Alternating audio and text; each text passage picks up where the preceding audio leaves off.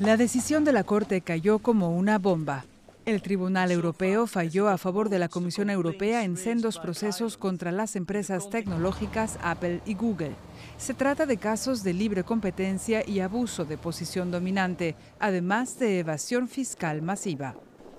Apple había negociado un tipo impositivo extremadamente bajo del 0,005% en Irlanda. Solo tenía que pagar 50 euros de impuestos por 1 millón de euros de beneficios. La Comisión Europea calificó el acuerdo en 2016 de ayuda estatal ilegal y exigió de Apple el pago de 13.000 millones de euros en impuestos atrasados. Con esta sentencia, ahora Apple debe pagar. Hoy se ha logrado una gran victoria para los europeos y para la justicia fiscal. Nos alienta a hacer más.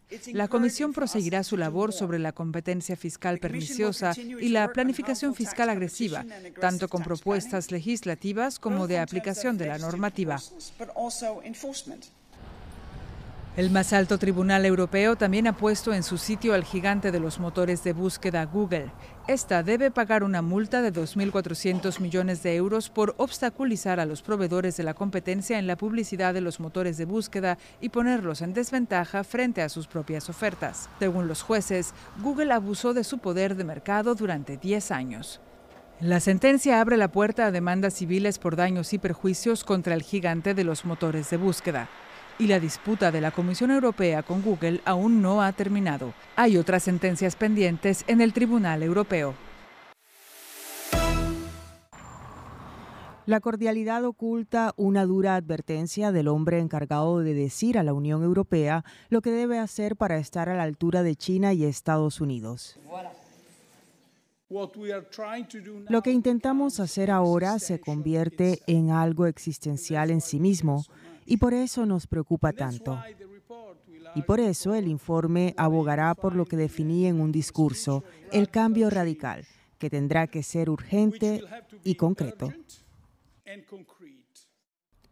Su informe aprueba aumentar las inversiones en la industria hasta el 5% del PIB de la Unión Europea, el equivalente a casi 800.000 millones de euros al año, la cantidad más alta desde la posguerra. La renta per cápita disponible en Estados Unidos ha crecido casi el doble que en la Unión Europea desde 2000, lo que significa que los hogares de este lado del Atlántico están sufriendo más recortes. La presidenta de la Comisión Europea, Ursula von der Leyen, encargó a Draghi la elaboración del informe.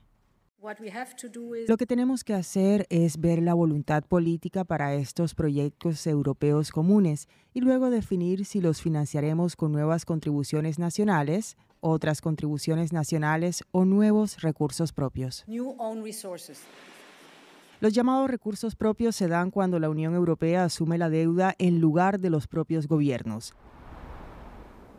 Ya ha sucedido antes y está refrendado en este nuevo informe, pero es políticamente complicado para las capitales de la Unión Europea que se resisten a ceder poder a Bruselas.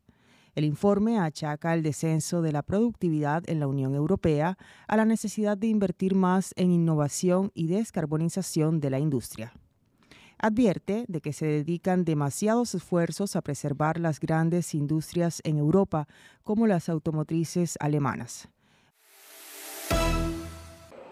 Empresas europeas como Volkswagen y BMW, pero también otras más pequeñas, tienen cada vez más dificultades para vender sus productos en China. Sus socios chinos los están alcanzando, sobre todo en el sector automovilístico. También a través del dumping de precios, que deja a sus competidores extranjeros en desventaja gracias a las subvenciones estatales. Según Jens Eskelund, de la Cámara de Comercio de la Unión Europea en el gigante asiático, esto dificulta a las empresas europeas los negocios en China.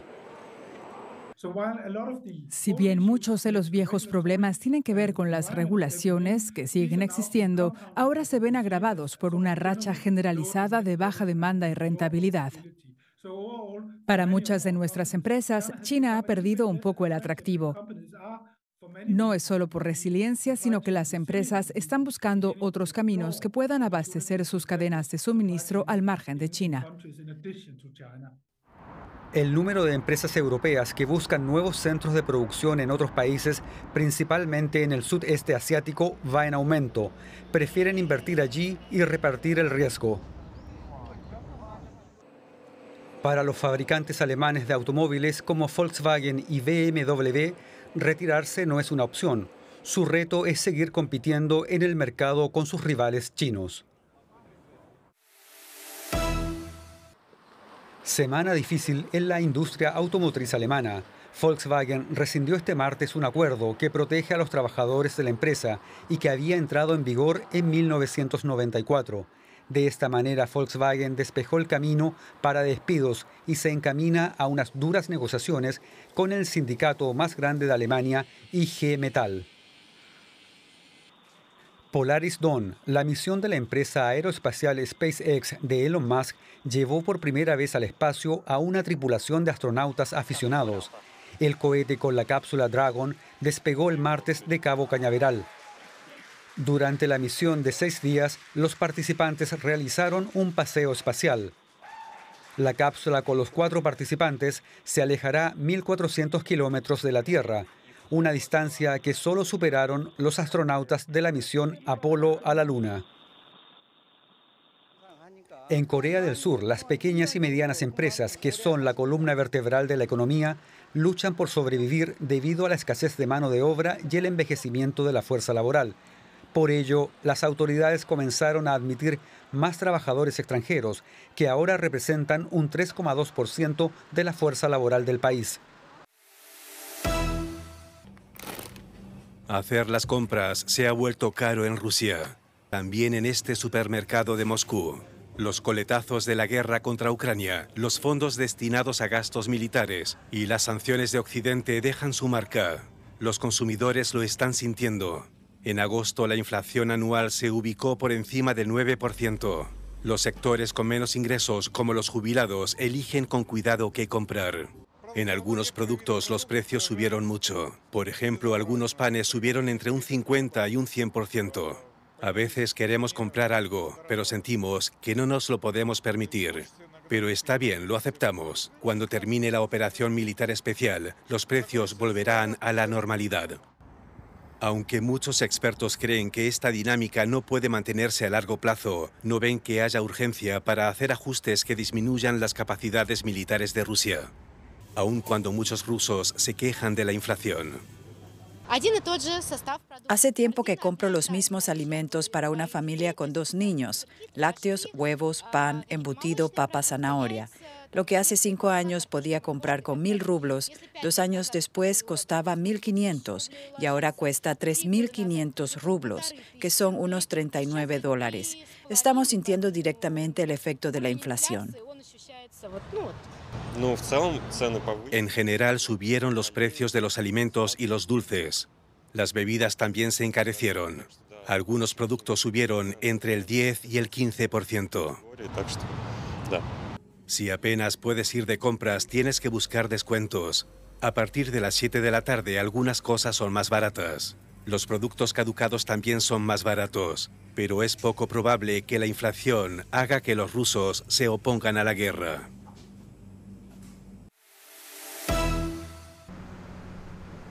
Alice, el primer avión eléctrico comercial del mundo en su vuelo inaugural a finales de 2022.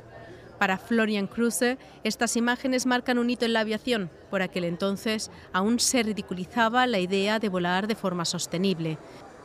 En 2024, 2 años después, ve por todas partes proyectos de motores eléctricos o de hidrógeno para aviones en el Salón Aeronáutico de Farnborough, una de las ferias del sector más importantes del mundo. Pero cree que todo esto no basta para hacer realidad un vuelo respetuoso con el clima. No necesitamos solo fabricantes que construyan aviones sostenibles, eléctricos o de hidrógeno. Necesitamos también la infraestructura en tierra en los aeropuertos. Y ese es un gran reto, para ser sinceros, porque si ves los sistemas eléctricos en los aeropuertos, no hay suficiente energía allí para cargar aviones eléctricos o hidroeléctricos. Este empresario de Bremen, al norte de Alemania, quiere conectar pequeños aeropuertos de Escandinavia, Italia, Alemania y otros países europeos con una aerolínea regional sostenible para viajeros de negocios. y construir y explotar parques solares con hasta 50 megavatios de potencia en los aeropuertos ubicados entre las calles de rodaje. La electricidad se usaría para cargar las baterías de los aviones eléctricos in situ y producir hidrógeno ecológico. Cruise prevé un ciclo completamente sostenible. De momento tenemos 5 contratos con aeropuertos. Empezamos por Finlandia en Helsinki Este, que será uno de nuestros primeros proyectos con un parque de 50 megavatios, algo enorme, la verdad. Luego tenemos planes en Bulgaria y Rumanía de entre 20 y 50 megavatios, y en Alemania en Sajonia, que es el primero con el que ya contamos con permiso de construcción. El aeropuerto de Groninga sirvió de proyecto piloto para Cruise. Los operadores de ese aeródromo realizaron hace años peritajes para determinar si era posible instalar módulos solares junto a las pistas, si podía ocasionar reflejos de luz peligrosos que molestaran a los pilotos o problemas con el viento o la protección contra incendios. Cruise fue el primero en interesarse por estos hallazgos y en empezar a planificar en toda Europa. De hecho, vemos mucho interés de otros aeropuertos de todo el mundo. Recibimos visitantes de Sudamérica, Suecia, Alemania, Singapur, de todas partes. Porque es único y ofrece muchas posibilidades y oportunidades para el futuro. Cruise, el fundador de la aerolínea, ya ha encargado 25 aviones eléctricos Alice al fabricante estadounidense Eviation. En el Reino Unido está transformando 15 aviones de 9 plazas de motor de queroseno a propulsión por hidrógeno. Cuando se entreguen a partir de 2027, también entrarán en funcionamiento los parques solares de los aeropuertos. Este fue el resumen económico de la semana.